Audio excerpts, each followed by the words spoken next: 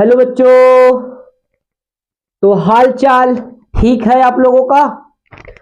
बच्चों आज हम आप लोग को एल्कीन पढ़ाएंगे। तो चलिए देखते हैं एल्कीन क्या होता है। तो वे यौगिक जो CnH2n प्लस के रूप का होता है उसे एल्कीन कहते हैं।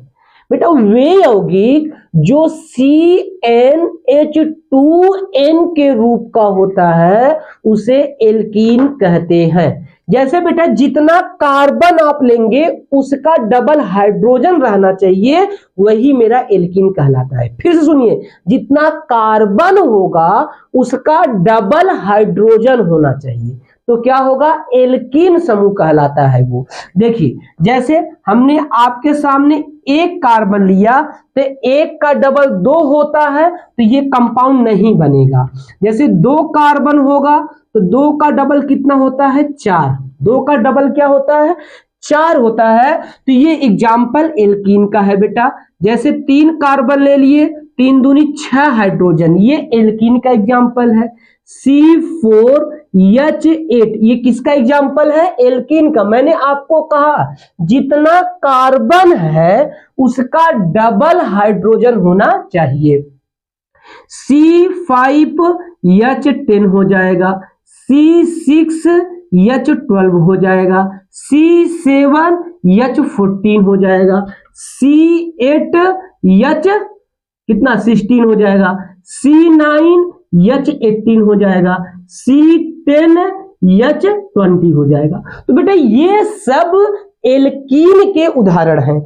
आप समझ पाए। कोई पूछा एल्कीन किसे कहते हैं तो आप कहेंगे वे यौगिक जो CnH2n के रूप का होता है उसे एल्कीन कहते हैं। एल्कीन का उदाहरण क्या होता है तो C2H4, C3H6, C4H8, C5H10, C6H12। जितना कार्बन आपको लेना है उसका डबल हाइड्रोजन लेना है। बात समझ पाए। अगर से कोई इसका सामान्य सूत्र पूछता है तो इसका सामान्य सूत्र, एल्कीन का सामान्य सूत्र CnH2n होता है। CnH2n होता है। बात समझ पाए। अब हम लोग समझेंगे बेटा, पढ़ेंगे एल्कीन का नामकरण। एल्कीन का नामकरण, तो एल्कीन का नामकरण कैसे करते हैं इस बात को समझिएगा बेटा। तो एल्कीन का नामकरण करने के लिए एक बात याद रखना पड़ेगा बेटा। वो बात क्या है, वो बात ये है कि कहेंगे रूट वर्ड प्लस इन लगाएंगे बेटा। रूट वर्ड में क्या लगाएंगे, इन लगाएंगे, तब वो मेरा हो जाएगा बेटा एल्कीन हो जाएगा, वो एल्कीन का उदाहरण हो जाएगा। मैंने क्या कहा बेटा, रूट वर्ड में आपको इन जोड़ना है। यहां पे रूट वर्ड को आपको याद करना पड़ेगा। रूट वर्ड होते क्या है बेटा, इस बात को समझो आप। रूट वर्ड का मतलब होता है कार्बन की संख्या। रूट वर्ड का मतलब होता है बेटा कार्बन की संख्या। जैसे एक कार्बन है, एक कार्बन है तो एक कार्बन के लिए मेथ होता है, आपको पता है बेटा।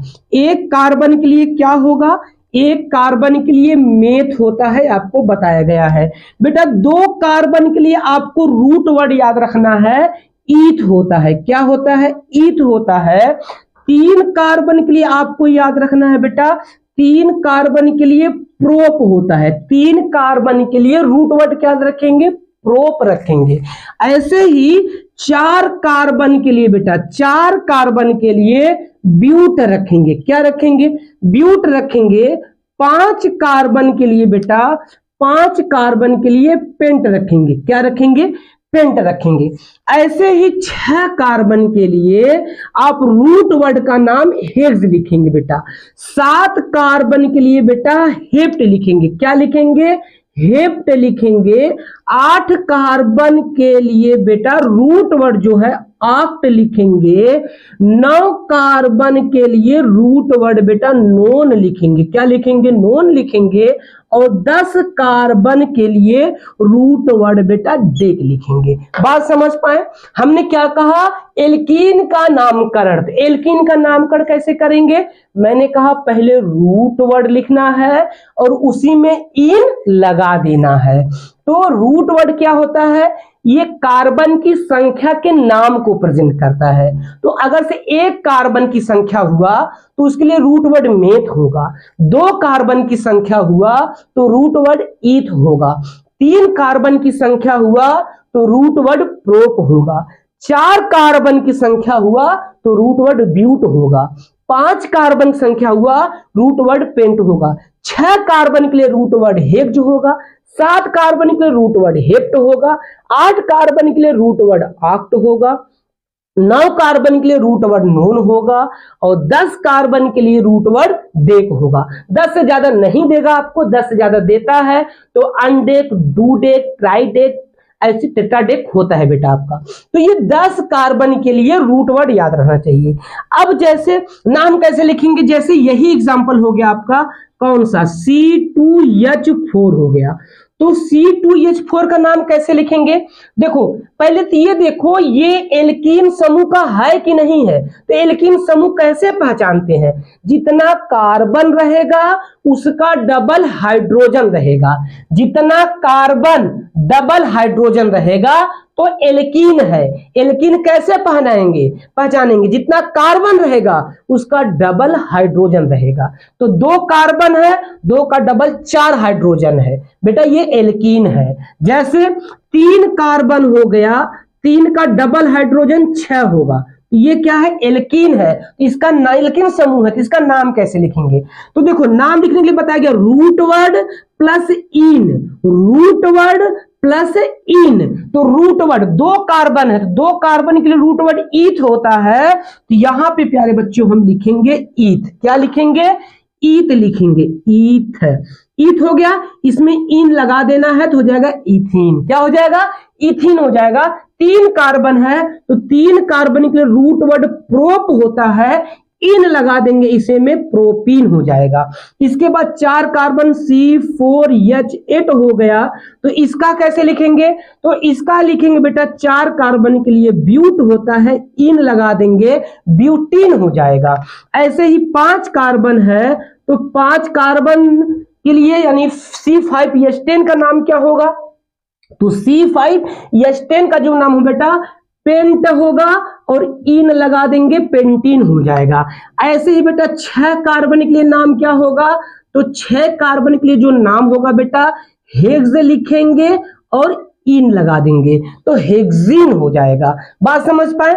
ऐसे ही बेटा अगर से आपसे कहा जाए कि बताओ C7H14 का नाम कैसे लिखेंगे? तो इसका नाम बेटा लिखेंगे हेप्ट इन लिखेंगे, हेप्ट इन लिखेंगे। ऐसे ही अगर से आपसे कहा जाए कि C8H16 का नाम क्या होगा?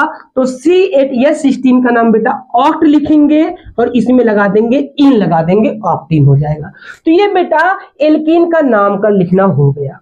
अब बेटा एक बात और है, आपसे पूछ सकता है कि इनका संरचना सूत्र लिखिए। जैसे C2H4 का संरचना सूत्र, तो C2H4 का संरचना सूत्र क्या होता है? आपको घबराना नहीं है। पहले जितना कार्बन है उसको लिख दो। तो 2 कार्बन है बेटा, 2 कार्बन लिख दो। 2 कार्बन लिख दिए तो इसमें पहला कार्बन और दूसरे कार्बन के बीच में डबल बॉन्ड रहेगा बेटा। 2 बॉन्ड लगाओ, पहले कार्बन डबल, दूसरे कार्बन के बीच में डबल बॉन्ड। बात समझ पाए बेटा? और अगर इसके बाद कार्बन है तो उनको सिंगल सिंगल से जोड़ दो, यानी सिंगल बॉन्ड से, एकल बॉन्ड से जोड़ दो। अगर कार्बन नहीं है तो हाइड्रोजन लगा दो बेटा। अब देखो हाइड्रोजन कितना कहां रहेगा, इस बात को मैंने आपको बताया है कि कार्बन के पास 4 डंडा होता है बेटा, यानी कार्बन के चारों तरफ बेटा, यानी ऊपर नीचे बाएं दाएं 4 डंडा होना चाहिए। अगर से 4 डंडा नहीं है, जितने डंडे की कमी है उतना हाइड्रोजन लगेगा। बस जैसे इस कार्बन पास दो डंडा है बेटा, इसके दाएं दो डंडा है और ऊपर नीचे बाएं नहीं है, तो दो डंडा है, दो डंडे कमी है, चार डंडा होना चाहिए, दो डंडा है, दो डंडा नहीं है, यानी दो ठो हाइड्रोजन लगा दो बेटा, एक हाइड्रोजन हो जाएगा और ये दो हाइड्रोजन हो जाएगा। अब इसी प्रकार बेटा यहाँ पे एक हाइड्रोजन और यहाँ पे भी दो हाइड्रोजन हो जाएगा। ये हाइड्रोजन ऊपर नीचे कहीं पे भी लगा सकते हो, तो यहाँ ऊपर भी लगा सकते हो, ये ऊपर का हाइड्रोजन लगा देंगे। बात समझ पाए? आइए इसको देखते हैं बेटा कि यहाँ पे देखो तीन कार्बन है, तो पहले तीनों कार्बन लिख लो, एक कार्बन, दो कार्बन, तीन कार्बन, तीनों कार्बन के लिख लिए आप लोग, ठीक है। मैंने कहा पहले और दूसरे कार्बन बीच में डबल बॉन्ड लगा दो, पहले कार्बन दूसरे कार्बन दो बॉन्ड हो गया बेटा, और बाकी जो कार्बन बच रहे हैं उनके भी सिंगल बॉन्ड हो गया बेटा। अब यहाँ पे मैंने क्या कहा था, हाइड्रोजन को भरना है, तो कार्बन के पास चार डंडा होना चाहिए। अगर से चार डंडा नहीं है, जितने डंडे की कमी है उतना हाइड्रोजन रहेगा। तो पहले कार्बन से देखो दाहिने से दो डंडा है बेटा, ये मत करना एक डंडा यहाँ पे है, तो पहले कार्बन के चारों तरफ मैंने कहा था बेटा एक दो बंद ये हो गया, तो बचा कितना बंद, दो बंद बेटा, तो दो हाइड्रोजन जोड़ दो बेटा यहाँ पे, ठीक है। अब इस कार्बन देखो, इस कार्बन के पास तीन डंडा है, एक डंडा दाएं है, दो डंडा बाएं है, ऊपर नीचे नहीं है बेटा, तो दो डंडा इधर एक डंडा इधर, तीन डंडा हो गया। तो तीन डंडा कितने डंडे कमी, यानी कितने बंध की कमी, एक बंध की, तो बेटा एक हाइड्रोजन जोड़ दो। अब यहां पे देखो इसके पास एक ही बंध है, यानी एक डंडा यानी एक बंध बेटा, तो तीन डंडे कमी है यानी तीन हाइड्रोजन होगा, एक हाइड्रोजन और ये दो हाइड्रोजन, तीन हाइड्रोजन बेटा। देखो इसी को हम लोग ऐसे भी लिख सकते हैं बेटा, कैसे, देखो इस कार्बन से कितने हाइड्रोजन है, दो, इसको लिख दो CH2, इसके बाद डबल बॉन्ड बेटा, इसके बाद ये कार्बन है, इसके पास एक हाइड्रोजन है तो CH हो जाएगा, फिर ये सिंगल बॉन्ड हो गया, ये कार्बन इससे दो हाइड्रोजन है, तीन हाइड्रोजन है, यहाँ पे CH3 हो गया। इसको हम ऐसे भी लिख सकते हैं, और इसको भी कैसे लिख सकते हैं, ऐसे देखो इस कार्बन साथ दो हाइड्रोजन है तो CH2, फिर डबल बॉन्ड बेटा, फिर यहाँ पे CH2 हो जाएगा। बात क्लियर हो गया। आइए ब्यूटीन का संरचना सूत्र देखते हैं कैसे होगा। तो ब्यूटीन का संरचना सूत्र क्या होगा, ध्यान से देखिएगा। तो यहाँ पे कितने कार्बन है, चार कार्बन, तो एक कार्बन, दो कार्बन, तीन कार्बन, चार कार्बन, चार कार्बन हो गया। तो पहले और दूसरे कार्बन बीच में डबल बॉन्ड, यहाँ डबल बॉन्ड, बाकी जगह single bond, single bond, single bond. बात समझ पा गए। अब हाइड्रोजन भरो, इस कार्बन के पास चार डंडे होने चाहिए, तो दो डंडा यानी दो बंध है, तो कितने बंध की कमी, डंडा, डंडा मतलब बंध बेटा, यहाँ पे दो बंध है, दो बंध की कमी है, दो हाइड्रोजन रहेगा बेटा, यहाँ पे एक हाइड्रोजन और ये दो हाइड्रोजन। क्लियर हो गया। अब बेटा यहाँ देखो ये इसके पास तीन डंडे, एक डंडा ये, दो डंडा यानी तीन बंध है, एक हाइड्रोजन कमी है, तो एक हाइड्रोजन भर दो, चाहे ऊपर चाहे नीचे कहीं भी लगा दो बेटा। ये दो डंडे इसके पास है बेटा, एक इधर एक इधर, यानी दो हाइड्रोजन रहेगा यहाँ पे, एक नीचे और एक ऊपर रहेगा। इसके पास एक डंडा है बेटा, यहाँ पे तीन हाइड्रोजन हो जाएगा, सॉरी एक हाइड्रोजन, यहाँ पे दो हाइड्रोजन और यहाँ पे तीन हाइड्रोजन। अब इसी को बेटा देखो ऐसे भी लिख सकते हो, कैसे, यहाँ पे इसके साथ दो हाइड्रोजन है यानी CH2, यहाँ पे डबल बॉन्ड, फिर CH सिंगल बॉन्ड बेटा, फिर CH2 है तो CH2, फिर CH3 सिंगल बॉन्ड CH3 हो जाएगा। तो ये क्या हो गया, संरचना सूत्र हो गया बेटा। तो बस इस वीडियो में इतना ही। अगर बेटा अच्छा लगा हो, समझ में आया हो, तो आप अपने दोस्तों के साथ जरूर शेयर करें, ताकि वो भी एग्जाम में अच्छा पेपर करके आए और उनको भी समझ में आए। अगर वीडियो अच्छा लगा हो बेटा तो रिक्वेस्ट है वीडियो को लाइक कर दीजिए और ज्यादा से ज्यादा शेयर कर दीजिए, और जो नए लोग हैं वो अपने चप्पल से मोबाइल पे सब्सक्राइब बटन पे फेंक के मारे, ताकि चैनल सब्सक्राइब हो जाए। ठीक है, मिलते हैं नेक्स्ट वीडियो में।